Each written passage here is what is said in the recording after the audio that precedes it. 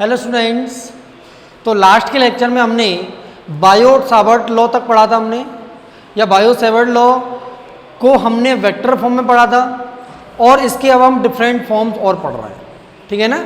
जैसे हमें दिया हुआ बायोट-सावर्ट लॉ डी बी क्या था, mu not upon 4 pi I D L cross are upon are Q, या B equal to mu not upon 4 pi I D L sine theta upon are square. हमने vector form और क्या कहते हैं इसके magnitude निकालने के लिए स्केलर फॉर्म में पढ़ा था। अब हमें पढ़ना है Biot Savart law in magnetising field. Magnetising field होता है कितना, H, और ये H होता है कितना, B अपॉन म्यू। B होता है मैग्नेटिक फील्ड और H होता है मैग्नेटाइजिंग फील्ड। H होता है B अपॉन म्यू नॉट, ठीक है ना, म्यू नॉट एयर के लिए। और जैसे हमने करंट उसमें इलेक्ट्रोस्टैटिक्स में एप्सिलॉन नॉट पढ़ा था, और किसी मीडियम में एप्सिलॉन नॉट का एप्सिलॉन आर भी हो जाता था, ठीक है ना। ऐसे यहाँ पे म्यू है, म्यू नॉट है एयर के लिए, और बाकी किसी मीडियम के लिए mu nought into mu r, ठीक है ना। तो यहाँ पे देखो H equal to B upon mu nought हो गया, तो यहाँ से डी एच निकालेंगे तो क्या d B upon mu nought हो जाएगा। यहाँ से देखो डी बी क्या है, mu not upon 4 pi I d l sine theta upon are square, और यहाँ से म्यू नॉट को कहते हैं डिवाइड में ले जाएंगे तो ये कितना बचेगा, 1 upon 4 pi I D L sine theta upon are square, ठीक है ना। D B upon mu nought निकालें तो कितना, 1 upon 4 pi I D L sine theta upon are square, क्योंकि म्यू नॉट का इधर डिवाइड में आ गया। या इसको अगर हम वेक्टर फॉर्म में लिखेंगे, डी एच को वेक्टर फॉर्म में लिखेंगे तो ये हो जाएगा 1 upon 4 pi I D L cross are upon are cube. तो ये हो जाएगा बायो-सावर्ट लॉ किसमें, मैग्नेटाइजिंग फील्ड के फॉर्म में, ठीक है। हाँ तो देखो अब हम पढ़ेंगे क्या, बायो-सावर्ट लॉ किसमें, in form of, in terms of current density. Current density हमने करंट इलेक्ट्रिसिटी में पढ़ा था कितना, जे होता है कितना, आई अपॉन ए। यूनिट एरिया से कितना करंट फ्लो रहा है, दैट इज करंट डेंसिटी, ठीक है। तो यहां से आई कितना हो जाएगा, जे इंटू ए, ठीक।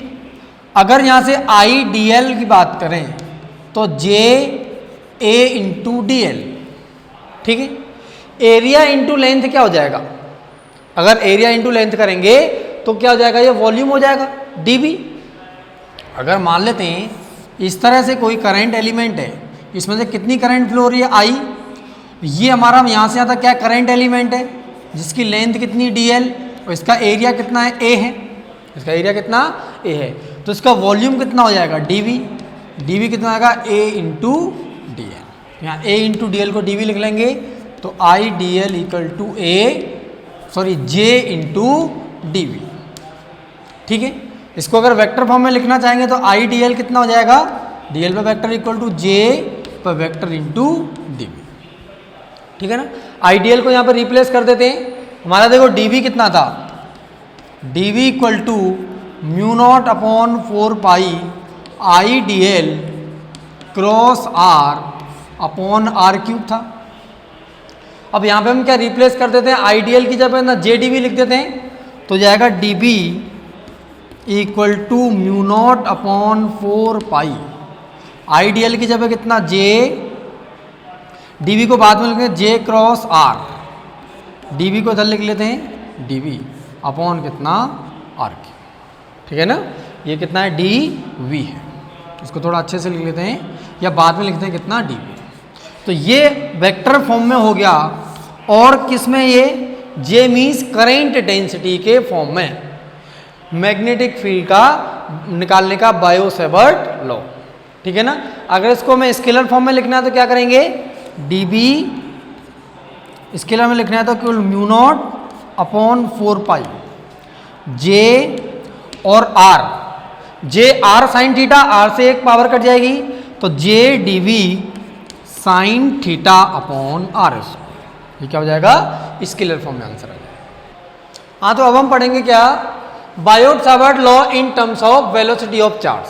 किसी का चार्ज की हमें वेलोसिटी पता है तो यहाँ से मैग्नेटिक फील्ड कैसे निकालेंगे। तो देखो d V equal to mu not upon 4 pi I D L cross are upon are cube था। यहाँ से करंट एलिमेंट की बात करें करेंट एलिमेंट। तो करेंट एलिमेंट कितना आई डी एल है, और आई क्या है q upon t, q upon t into d l, और डी एल अपॉन टी क्या हो जाएगा v. D L upon t, d l क्या डिस्टेंस, डिस्टेंस अपॉन टाइम क्या होता है velocity, the displacement upon time क्या है वेलोसिटी। ठीक है ना। तो यहां से अगर आई डी एल को वेक्टर फॉर्म में लिखेंगे तो Q इंटू वी वैक्टर हो जाएगा। ठीक, तो यहां से हम देखो dv को लिखा dv equal to mu not upon 4 pi I D l की जगह q d v, q v cross are upon r की। ये क्या हो जाएगा चार्ज, इसकी वेलोसिटी, चार्ज और वेलोसिटी के फॉर्म में बायो-सैवर्ट लॉ। चलिए अब हम नेक्स्ट पढ़ते हैं क्या, variation of d B with change position vector. देखो हमने करंट एलिमेंट इस तरह से लिया था, इसमें आई करंट फ्लो हो रही है और यहां पर करंट एलिमेंट कितना है आई डी एल, और इस पॉइंट पर मुझे डीबी निकालना था। ऐसे हमने लिया, ये कोण कितना था थीटा था, ये एंगल क्या था थीटा था। तो यहां से डीबी कितना निकाला हमने mu not upon 4 pi I D L sine theta upon r, ये मैग्नीट्यूड निकाला था। अब देखो इसमें केस फर्स्ट क्या है, या फर्स्ट सिचुएशन हमारी इस तरह से है कि ये कोई करंट कैरिंग कंडक्टर है, इसमें करंट कितनी फ्लो हो रही है आई, और ये कोई पॉइंट है कितना P1, P1 यहां पर कोई पॉइंट दिया हुआ है। अब देखो इस पॉइंट के पर हमें dB निकालना है। करंट एलिमेंट हमने यहां पे मान लिया कितना IDL, आइडियल करंट और इसके बीच में एंगल कितना है 0, सॉरी थीटा कितना 0 हो जाएगा, थीटा इक्वल टू 0 डिग्री। क्योंकि देखो अगर ये dB यहां पर होता तो ये एंगल कम होता जाएगा, और एंगल कम होते होते होते बिल्कुल ही यहां पर आ गया तो एंगल कितना हो गया 0। यहां से अब dB निकालेंगे, dB कितना mu not upon 4 pi I D L sine 0 upon are square. Sine 0 तो 0 होता है, तो यहां से dB कितना हो गया 0। ये स्केलर फॉर्म में लिखा हुआ है तो dB कितना हो गया 0। हमें क्या चीज़ याद रखनी है कि कोई करंट कैरिंग कंडक्टर है जिसमें आई करंट फ्लो हो रही है, तो इस पॉइंट पर मैग्नेटिक फील्ड कितना होता है 0। इस पॉइंट पर बिल्कुल करंट कैरिंग कंडक्टर के लाइन ऑफ एक्शन पर, इसी लाइन पर अगर हम देखेंगे, इसी लाइन पर अगर कोई पॉइंट है तो इसके एवरी पॉइंट पर, यहाँ पर ऊपर हो या नीचे हो, मैग्नेटिक फील्ड कितना हो जाएगा 0 हो जाएगा। ठीक है। अच्छा केस सेकंड क्या है, केस सेकंड क्या है, अगर मान लो कोई ये करंट कैरिंग कंडक्टर जिसमें कितना आई करंट फ्लो हो रही है, और यहाँ से इसके परपेंडिकुलर पॉइंट पर देखें, ये हमारा कितना है आई डी एल, तो यहाँ पर एंगल कितना हो जाएगा, ये 90 डिग्री हो जाएगा, थीटा कितना हो गया 90 डिग्री। ठीक है। तो यहाँ से dB कितना हो जाएगा mu not upon 4 pi I D L sine 90 upon are square, और साइन 90 क्या होता है 1, या बोल सकते हैं साइन थीटा की क्या है मैक्सिमम वैल्यू है। तो ये साइन थीटा की अगर मैक्सिमम वैल्यू है तो यहाँ से dB मैक्सिमम निकलेगा, और मैक्सिमम कितना निकलेगा mu not upon 4 pi I D L upon r. ये क्या निकल के आएगा मैक्सिमम मैग्नेटिक फील्ड, कब, जब थीटा क्या हो 90 डिग्री। तो जब इस लाइन के परपेंडिकुलर पॉइंट है तो मैक्सिमम मैग्नेटिक फील्ड आएगी। अगर पॉइंट ये देखो करंट एलिमेंट के परपेंडिकुलर पॉइंट है तो मैक्सिमम मैग्नेटिक फील्ड आएगी, और करंट एलिमेंट की डायरेक्शन में ही पॉइंट है तो मैग्नेटिक फील्ड कितनी निकल के आएगी 0। हाँ तो देखो अब आगे हम क्या पढ़ने वाले हैं, relation between C epsilon naught and C mu naught and epsilon naught. C क्या है? लाइट की स्पीड कितनी होती है? 3 गुणा 10 की घात 8 मीटर प्रति सेकेंड। सी का मान कितना होता है?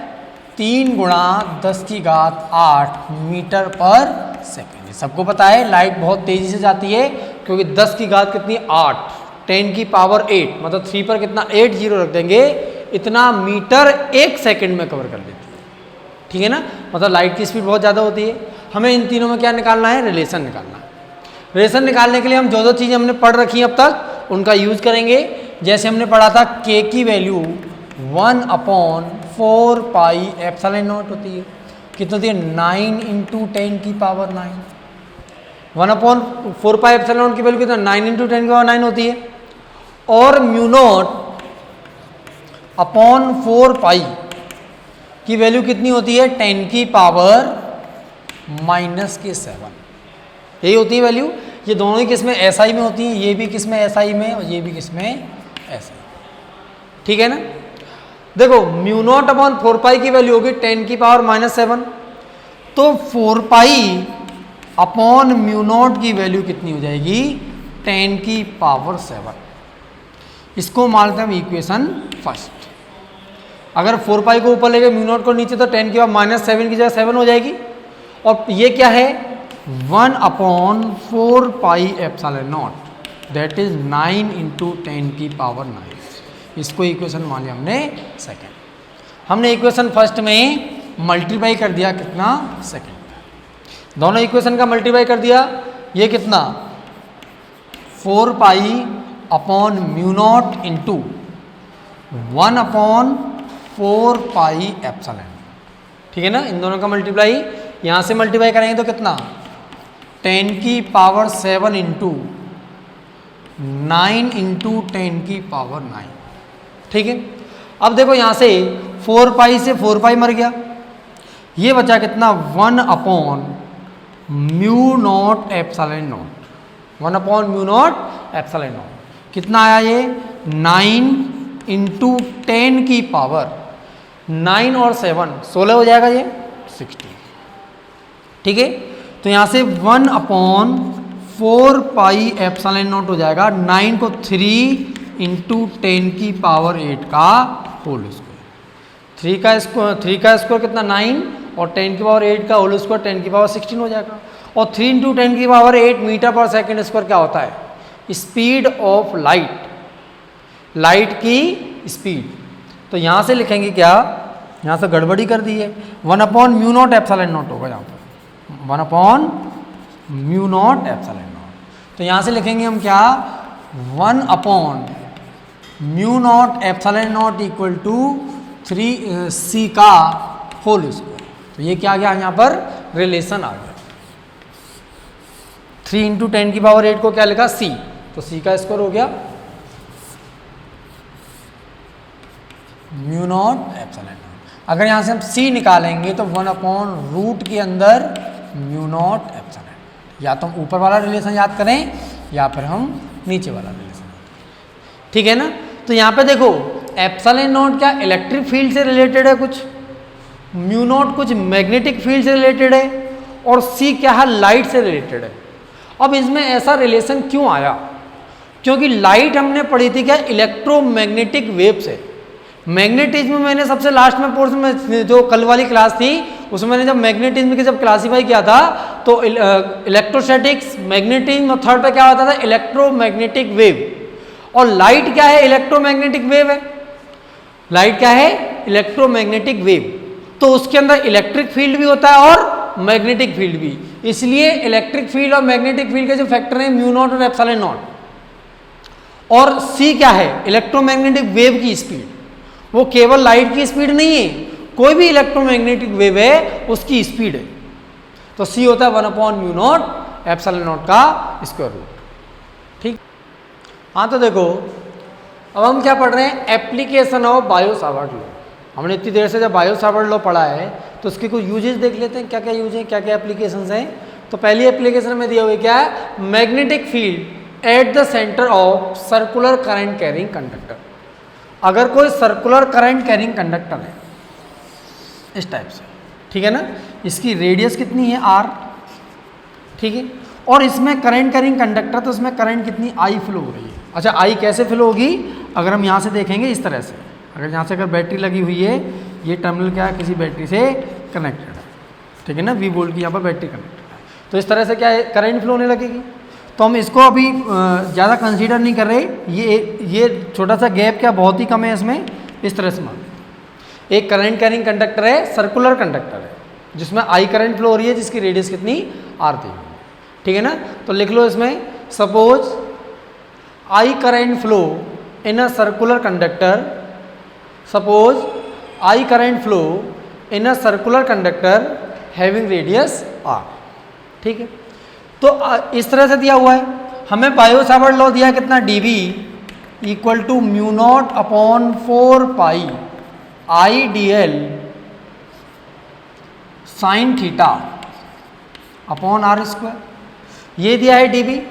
dB क्या है, यहाँ पर हम मान लेते हैं एक छोटा सा करंट एलिमेंट लेते हैं, इसकी लेंथ कितनी है dl, और इसमें करंट कितनी I फ्लो हो रही है, इसमें करंट अगर I फ्लो हो रही है तो इसका करंट एलिमेंट हो जाएगा कितना I dl। करंट एलिमेंट और सेंटर की डिस्टेंस देखेंगे तो ये डिस्टेंस कितनी R है, और दोनों के बीच में एंगल कितना 90 डिग्री। हम करंट एलिमेंट कहीं पे भी ले लें, यहाँ पे हमने करंट एलिमेंट ले लिया तो यहाँ पे भी एंगल कितना 90 बनेगा, हर जगह पर करंट एलिमेंट और इसके बीच में एंगल कितना बनेगा 90 डिग्री। तो इस छोटे से करंट एलिमेंट dl की वजह से यहाँ पर सेंटर पर मैग्नेटिक फील्ड, यहाँ पर क्या लिखेंगे, मैग्नेटिक फील्ड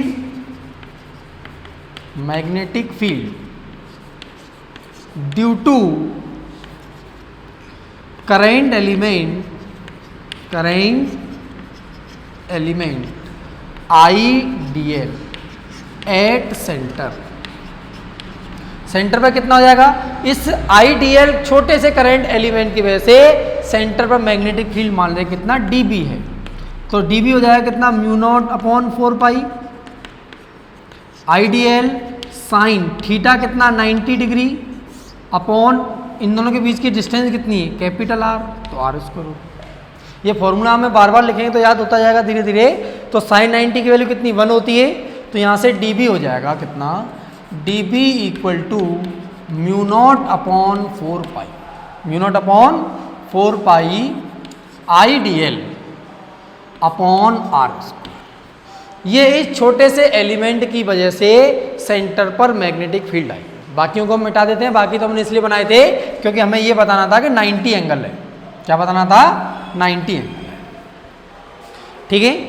तो यहाँ से dB हो गया mu not upon 4 pi I dl upon R square. ये जो मैग्नेटिक फील्ड आई ये इस छोटे से एलिमेंट की वजह से आई, ये रेडियस कितनी इसकी R।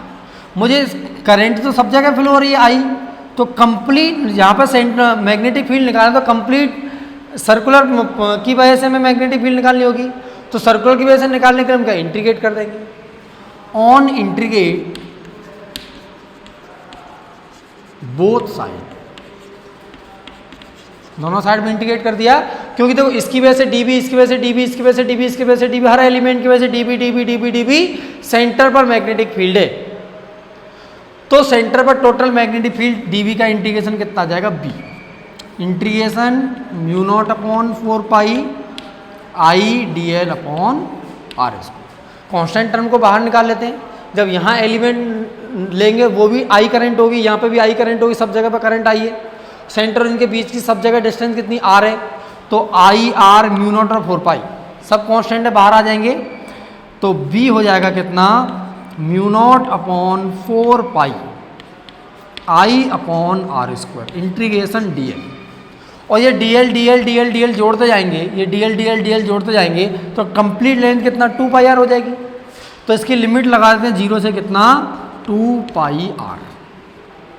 तो यहाँ से देखो मैग्नेटिक फील्ड हो गया B कितना mu not upon 4 pi I upon R square into 2 pi r, 2 pi r। ये R स्क्वायर, ये R एक पावर कट जाएगी और पाई से पाई कट गया, 2 से 4 2 टाइम्स आएगा, तो यहाँ से B हो जाएगा कितना mu nought I upon 2 pi R. ये कितना mu not I upon 2 R. 2 pi से 4 पाई 2 बार कट जाएगा और आर से आर स्क्वायर एक बार आर बचेगा। B equal to mu not I upon 2 R. ये सेंटर पे क्या निकली? Magnetic field current carrying circular conductor की वजह से। अगर यहां पे मान के चलते हैं if N turns in circular loop, circular loop में कितने एन टर्न्स हैं, मतलब कि यहां से एक वायर है, कितने टर्न्स बना रहा है? ये एन टर्न्स बना रहा है। तो एक टर्न की वजह से mu not I upon 2 R magnetic field है। तो यहां से मैग्नेटिक फील्ड एन टर्न की वजह से हो जाएगा कितना? Mu not I upon 2 R into N. तो ये हो जाएगा B equal to mu nought N I upon 2 R. हमें बेसिकली ये फॉर्मूला याद रखना है। सेंटर पर मैग्नेटिक फील्ड कितना निकल के आई? Mu not I upon 2 R. और अगर एन टर्न्स हैं तो एन का मल्टीप्लाई हो जाएगा। हाँ तो देखो अब इसका सेकेंड एप्लीकेशन देखते हैं। क्या दिया हुआ है? Magnetic field at a point on the axis of circular current carrying conductor. एक कोई सर्कुलर करंट कैरिंग कंडक्टर है, उसकी एक्सिस पर सेंटर से एक्स डिस्टेंस पर मैग्नेटिक फील्ड निकालना है। ऐसा हम इलेक्ट्रोस्टैटिक्स में इलेक्ट्रिक फील्ड के लिए भी कर चुके हैं। जब कोई चार्ज्ड रिंग होती थी और चार्ज्ड रिंग के सेंटर से एक्स डिस्टेंस पर हमने इलेक्ट्रिक फील्ड निकाला था।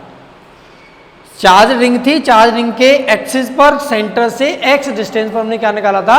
Electric field. ऐसे यहां पर एक करंट कैरिंग कंडक्टर, इसके अंदर करंट आई फ्लो हो रही है इस तरह से, इस तरह से,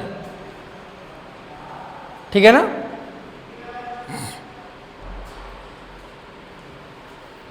ऐसा कर लेते हैं, करंट की डायरेक्शन हम ऐसे ले लेते हैं।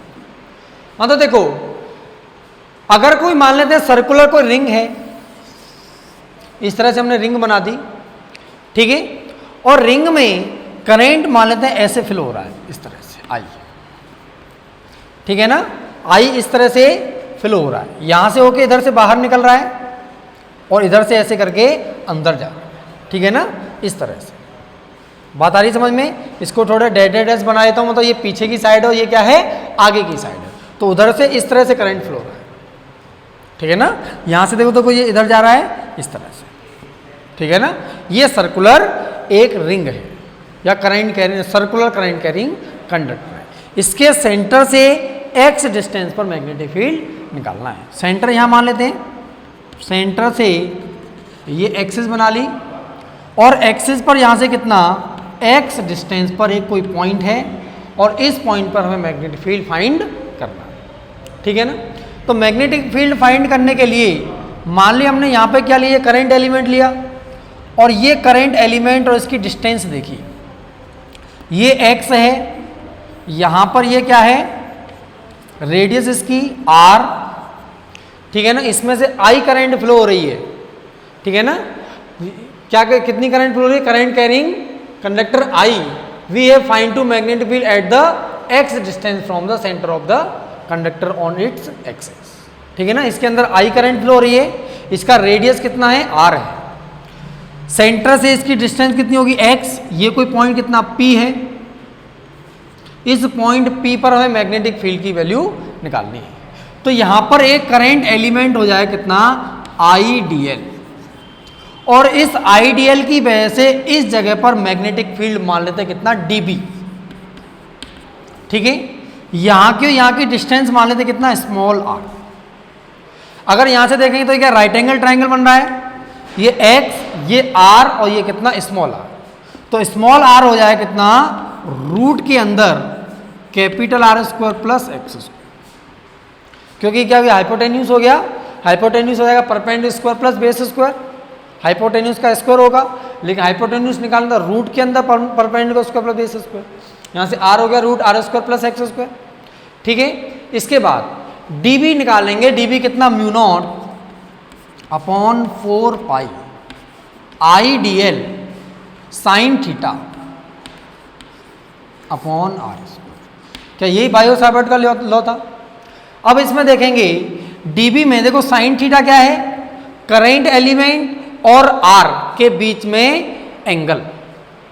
अब पहले हम ये समझते हैं, ये सर्कुलर लूप इस तरह का है, जैसा बोर्ड पे बना हुआ ऐसा नहीं है, बोर्ड से बाहर इस तरह का है। और ये देखेंगे तो ये क्या है, आर पोजीशन वेक्टर को बता रहा है। अगर यहां पे देखेंगे तो करंट इस तरह की है, ऐसे करंट कैरिंग कंडक्टर। देखो यहां पर अगर करंट कैरिंग कंडक्टर है तो आपको तो वो ऐसा दिखाई दे रहा है, अभी तो आपको ऐसा दिखाई दे रहा है, लेकिन रियलिटी में 3 डायमेंशनल स्ट्रक्चर है। ये किस तरह का करंट कैरिंग कंडक्टर है कि यहां पर देखो इधर से करंट ऐसे निकल के आ रही है, ऐसे, और हम कौन से की बात कर रहे हैं, सबसे ऊपर वाले पॉइंट की बात कर रहे हैं। ध्यान रखना, ये सर्कुलर में सबसे ऊपर वाले पॉइंट को देखो, सबसे ऊपर वाला पॉइंट क्या आपकी तरफ आ रहा है, सबसे ऊपर वाला पॉइंट देखो इस तरह का है, ऐसे आइडियल, ठीक। और यहां और इसके बीच में देखें तो कितना 90 एंगल बना रहा है। जब ये वाली लाइन इस पूरे बोर्ड के परपेंडिकुलर है तो इस लाइन के भी क्या परपेंडिकुलर होगी। तो यहां से मैं समझ में क्या आएगा कि थीटा की वैल्यू कितनी है, 90 डिग्री। थीटा की वैल्यू कितना, 90। तो dB हो जाएगा mu not upon 4 pi I D L upon are square, और आर कितना है, रूट के अंदर capital R square plus X square, ठीक है ना। इसका क्या हो जाएगा, होल स्क्वायर। ये dB हुआ, ठीक है। dB के देखो हम डायरेक्शन की बात करते हैं। देखो डायरेक्शन निकालने के लिए I D L cross are upon are cube करते थे, तो डीएल की डायरेक्शन में क्या करेंगे, उंगली करेंगे। इस तरह से जा रहा था तो डीएल की डायरेक्शन में क्या, उंगली की, और इसकी डायरेक्शन में घुमाना है। देखो ध्यान से, इस डायरेक्शन में उंगली की और इस डायरेक्शन में हमें घुमाना है, इधर से ही आएगा वो ऐसे, इस डायरेक्शन में उंगली की ऐसे, और इसकी डायरेक्शन में आर की डायरेक्शन में घुमाना है। तो बी की डायरेक्शन देखो इधर आएगी। वहां पर आपने करें इलेक्ट्रोस्टैटिक्स में पढ़ा था, तो यहां पे पॉजिटिव चार्ज लिया था हमने, और पॉजिटिव चार्ज की वजह से इलेक्ट्रिक फील्ड डीई इधर आई थी, डीई इस डायरेक्शन में आई थी क्योंकि पॉजिटिव से दूर होती है।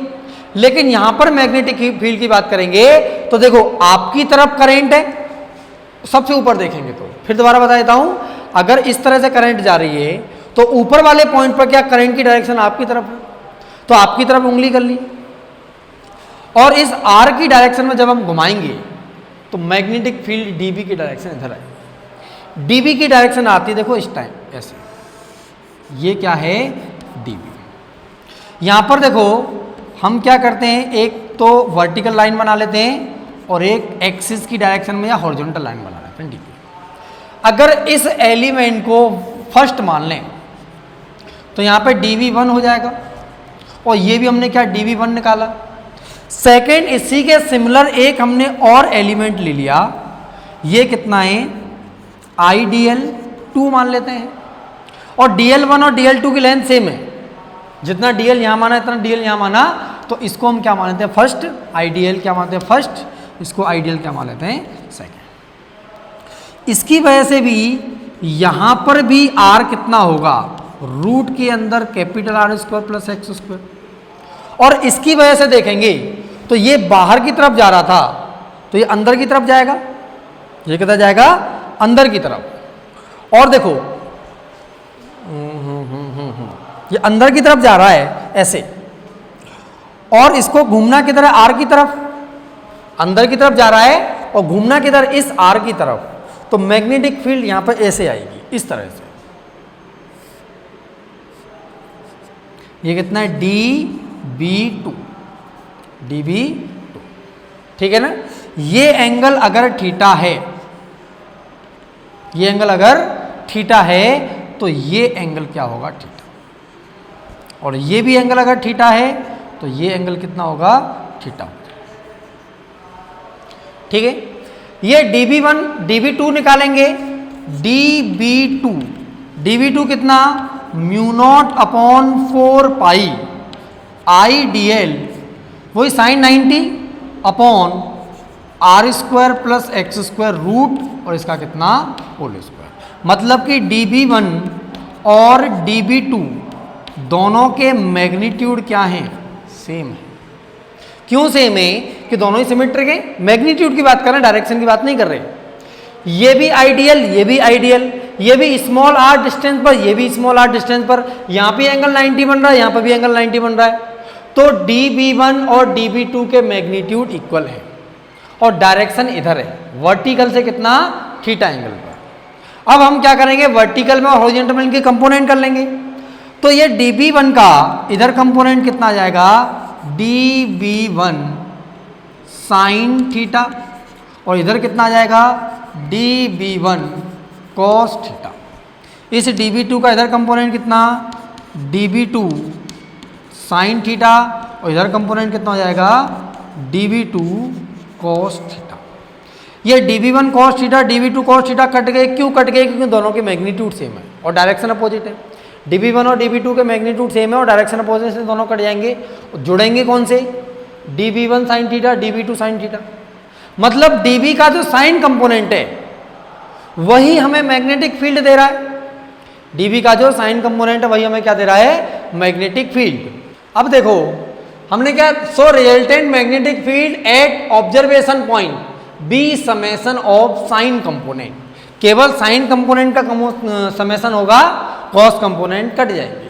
लेकिन करंट वो इलेक्ट्रोस्टैटिक्स में जब इलेक्ट्रिक फील्ड निकालते थे उस टाइम पर क्या होते थे, कॉस कंपोनेंट ऐड होते थे, साइन कटते थे।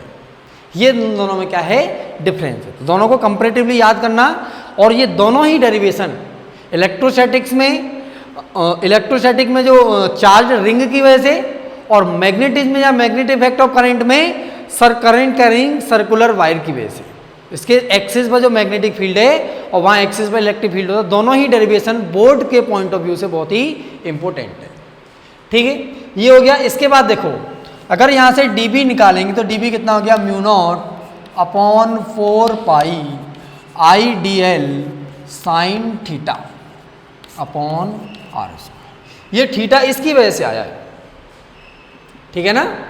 ये थीटा कितना था, 90। ये थीटा किसके बीच में एंगल है, यहाँ पर IDL और इस R के बीच में थीटा 90 है। और ये थीटा, ऐसा करते हैं, इस थीटा को हम चेंज कर लेते हैं जैसे कोई कंफ्यूजन ही ना हो। थीटा की जगह क्या, यहाँ पे अल्फा लिख देते हैं, अल्फा। यहाँ पे अल्फा, यहाँ पे भी अल्फा हो जाएगा, ये भी अल्फा, ये भी अल्फा, और ये भी अल्फा, ठीक है ना। तो यहाँ पे क्या हो जाएगा, साइन अल्फा हो जाएगा। हमने अल्फा क्यों लिख दिया, क्योंकि दो बार थीटा ले रहे हैं, एक बार थीटा 90, एक बार थीटा कुछ और है। तो ये थीटा 90 और ये कितना है, साइन अल्फा है। इसका इंटीग्रेट कर देते हैं तो b हो जाएगा कितना, mu not upon 4 pi I, ये आर स्क्वायर कितना हो जाएगा, capital R square plus X square root का whole square, I upon R square plus X square root का whole square sine alpha integration dl। बाकी की सारी चीज़ें कांस्टेंट थी, इसका इंटीग्रेट करेंगे तो यहाँ पे क्या हो जाएगा, dl का इंटीग्रेशन हो जाएगा। और dl की लिमिट कहाँ होगी, 0 से लेके 2 पाई r तक। इस dl को अगर ऐड करेंगे, इस dl को हम यहाँ से यहाँ तक ऐड करते जाएंगे तो ऐड करते जाएंगे तो कितना हो जाएगा, यहाँ से यहाँ तक कितना हो जाएगा, 2 पाई r हो जाएगा। तो ये 0 से लेके 2 पाई r तक हो गया, ठीक है।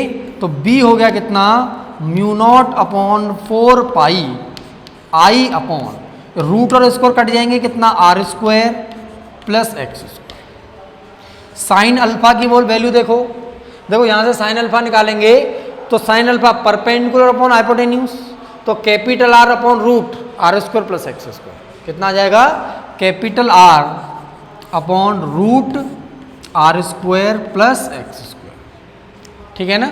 और dl का इंटीग्रेशन कितना हो जाएगा, 2 पाई r, dl का इंटीग्रेशन 2 पाई r। तो b हो गया mu not upon 4 pi I r और r square upon R square plus X square power 1 और ये पावर 1 अपॉन 2 हो जाएगा कितना, R square plus X square की पावर 3 अपॉन 2, ठीक है। और ये 2 पाई दिया हुआ है तो मल्टीप्लाई कर देंगे कितना, 2 पाई से 4 पाई क्या 2 टाइम्स कट जाएगा। तो ये हो जाएगा mu nought I R square upon 2 R square plus X square की पावर 3/2। यहाँ पर b की वैल्यू आ जाएगी कितना, b equal to mu not I R square upon 2 R square plus X square की पावर 3/2। ये मैग्नेटिक फील्ड की value हो गई। ठीक है, इफ n टर्न्स या फॉर n टर्न्स, अगर वो सर्कुलर लूप के n टर्न्स हैं और एक्सिस पर मैं क्या मैग्नेटिक फील्ड निकालनी है, तो ये हो जाएगा कितना, b equal to mu not I R square, B N कर लेते हैं n टर्न्स के लिए, upon 2 R square plus X square की पावर 3/2 टाइम्स n। तो b n टर्न्स के लिए निकलेगा mu nought N I R square upon 2 R square plus X square की पावर 3/2। ये क्या निकल के आया, net magnetic field due to n turns of a circular current carrying conductor at the axis having distance x from its centre. ठीक है ना, तो ये हमारा डेरिवेशन है, बोर्ड के पॉइंट ऑफ व्यू से डेरिवेशन इंपॉर्टेंट है। ठीक है, तो ये हमें डेरिवेशन अच्छे से कंप्लीट करना है। हाँ, तो देखो हमने अभी क्या कैलकुलेट किया, अगर इस तरह से धारा प्रवाहित हो रही है, धारा की दिशा बदल लेते हैं, ऐसे कर लेते हैं। ठीक है ना, धारा अगर इस तरह से प्रवाहित हो रही है तो चुंबकीय क्षेत्र इस दिशा में होगा, और धारा ऐसे प्रवाहित हो रही है तो चुंबकीय क्षेत्र की दिशा इधर होगी।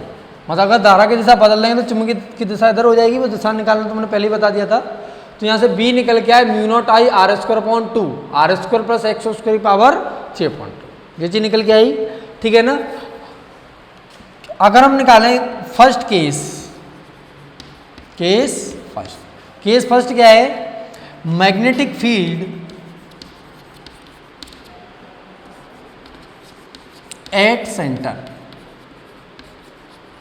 अगर सेंटर पर अगर मैग्नेटिक फील्ड निकालेंगे तो इस सेंटर पर निकालते हैं, ये वाला पॉइंट क्या सेंटर पे हो जाएगा, और सेंटर पे हो जाए तो x की वैल्यू कितनी हो जाएगी, 0। तो यहाँ से x का मान कितना हो गया, x को यहाँ पे 0 रखेंगे तो b नॉट निकल के आएगा। b नॉट मतलब कि सेंटर पर मैग्नेटिक फील्ड कितना निकल के आएगा, x पर 0 रख दिया तो mu not I R square upon 2 R square plus X की जगह पर 0 का स्क्वायर की पावर 3/2। ठीक है ना, तो यहाँ से b नॉट निकल के आया कितना, mu not I R square upon 2, ये आर स्क्वायर की पावर 3/2, तो r की पावर कितनी 3 हो जाएगी, r की पावर 3। तो यहाँ से b नॉट निकल के आया कितना, mu not I upon 2r। क्या हमने पहले भी यही निकाला था मान, जब हमने सिंपल एक वृत्ताकार लूप लिया था और उसके केंद्र पर जो करंट कैरिंग सर्कुलर लूप लिया था, उसके सेंटर पर जब मैग्नेटिक फील्ड निकाले तो बी नॉट निकल के आया था mu not I upon 2r। और इस फॉर्मूले से भी अगर एक्सिस पर अगर हम x को 0 कर लेंगे तो सेंटर ही हो जाएगा, तो सेंटर पे मैग्नेटिक फील्ड कितना निकल गया, mu not I upon 2r। ठीक है, अब देखो अगर यहाँ से b की वैल्यू कितनी दे रखी है, mu not I R square upon 2 R square plus X square की पावर 3/2। ठीक है ना, इस टाइप से ये चीज़ दी हुई है। अगर हम अंदर से क्या करें, यहाँ से ये म्यू नॉट आई ये आर स्क्वायर अपॉन 2, हमने क्या आर स्क्वायर को कॉमन ले लिया। ठीक है, अभी यहीं पर कॉमन ले लेते हैं, इस तरह से आर स्क्वायर को कॉमन ले लेते तो यहाँ पे कितना 1 plus X square upon are square की पावर कितना 3/2। इसके ब्रैकेट के अंदर से आर स्क्वायर को हमने कॉमन लिया तो यहाँ बचेगा 1 plus X square upon are square, whole power कितना 3/2 हो जाएगा। ठीक है, तो देखो b हो जाएगा कितना, mu not I capital R square upon 2, ये आर स्क्वायर की पावर 3/2, ये r की पावर कितना 3 हो जाएगा, 1 plus X square upon are square की पावर 3 अपॉन, ये आर स्क्वायर या आर की पावर 3, कट के नीचे एक आर बचेगा, तो बी हो गया कितना mu not I upon 2r और कितना 1 plus X square upon are square की power 3 upon 2। Mu not I upon 2r क्या है, सेंटर पर मैग्नेटिक फील्ड, तो यहाँ से B को लिख सकते हैं क्या, B equal to B nought upon 1 plus X square upon are square की पावर 3 अपॉन 2। ठीक है, तो हम एक इस तरह से भी रिजल्ट निकाल सकते हैं कि जब हमें रेडियस दे रखी है, सर्कुलर लूप की रेडियस दे रखी है, एक्सिस पर सेंटर से डिस्टेंस दे रखी है और सेंटर पर मैग्नेटिक फील्ड दिया हुआ, तो यहाँ से हम क्या करेंगे, उस एक्सिस पर मैग्नेटिक फील्ड की वैल्यू निकाल सकते हैं। ठीक है, केस सेकेंड,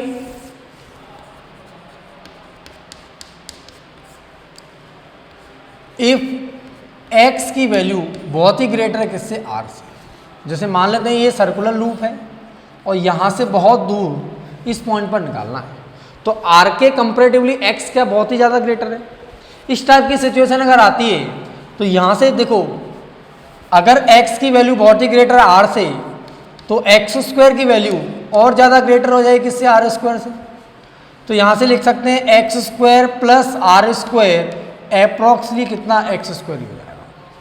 एक्स स्क्वायर में फिर आर स्क्वायर को ऐड करें या ना ऐड करें कोई फर्क नहीं पड़ता। तो देखो b कितना, mu not I R square upon 2 R square plus X square की पावर 3 अपॉन, ये R square plus X square की जगह कितना एक्स स्क्वायर ही लिख देंगे, तो ये होगा कितना b equal to mu not I R square upon 2 R square plus X square की जगह केवल एक्स स्क्वायर लिख दिया, इसकी पावर 3 अपॉन 2। ठीक है, तो ये हो जाएगा कितना b equal to mu not I capital R square upon 2 X की पावर 3। ये मैग्नेटिक फील्ड निकल के आया, कब के लिए, जब x की वैल्यू r से क्या बहुत ही ज़्यादा ग्रेटर है। हाँ, तो देखो b equal to mu not I R square upon 2 X square हो गया। अब ये जो सर्कुलर लूप है इसकी रेडियस कितनी, r है, तो इसका एरिया कितना हो जाएगा, पाई आर स्क्वायर, इसका एरिया कितना हो जाएगा, पाई आर स्क्वायर। ठीक है ना, यहाँ पे हमने b निकाला जब x की वैल्यू क्या बहुत ग्रेटर है r से, mu not I R square upon 2 X की पावर 3। इसमें हमने पाई से ऊपर नीचे क्या मल्टीप्लाई कर दिया, पाई से मल्टीप्लाई करें तो b हो जाएगा क्या, mu not I into pi R square upon 2 pi X की पावर 3, 2 पाई एक्स की पावर 3। देखो i into pi R square कितना a हो जाएगा, b हो गया mu nought into I A क्या है, इस लूप का एरिया, अपॉन 2 पाई एक्स की पावर 3। हमें म्यू नॉट अपॉन 4 पाई की वैल्यू पता है कितना, 10 की पावर -7, ऐसा ही सिस्टम में, तो हम उसी फॉर्म में मैक्सिमम फॉर्मूले को रखते हैं, किसके फॉर्म में, म्यू नॉट अपॉन 4 पाई के फॉर्म में। ये म्यू नॉट अपॉन 2 पाई है, अगर 2 का ऊपर नीचे मल्टीप्लाई कर देंगे तो क्या हो जाएगा, ये 2 mu not I A upon कितना हो जाएगा, 4 पाई एक्स स्क्वायर। ठीक है, अब देखो यहाँ से b निकल के आएगा कितना, b equal to 2 mu not I A, 2 mu not I A upon 4 pi X square. I into A होता है m होता है मैग्नेटिक मूवमेंट। ये चीज़ें आप आगे चल के पढ़ोगे। m इक्वल टू आई अभी याद रख लेते हैं थोड़ी देर के लिए कि आई इंटू ए, अगर कोई लूप है जिसका एरिया a है और इसमें करंट कितनी फ्लो हो रही है, I, तो इसका मैग्नेटिक मूवमेंट होता है कितना, I इंटू ए। ठीक है ना, तो I इंटू ए की जगह हम क्या लिख सकते हैं, m लिख लेते हैं। और मैग्नेटिक मूवमेंट भी क्या वेक्टर क्वांटिटी होती है, तो ये तो क्या हमारा स्केलर फॉर्म में, अगर इसका वेक्टर फॉर्म देखेंगे तो that is 2 mu naught M पर vector upon 4 pi X square, 4 pi X square, that is magnetic movement के फॉर्म में मैग्नेटिक फील्ड आ जाएगा। कब? जब आर की वैल्यू क्या बहुत ही ज़्यादा है किससे, सॉरी एक्स की वैल्यू बहुत ग्रेटर है किससे, आर से। यहाँ पर एक्स की पावर 3 थी तो ये भी कितना एक्स की पावर 3 होगा, और यहाँ पर भी एक्स की पावर कितना 3 ही है, और यहाँ पर भी कितना एक्स की पावर 3 है।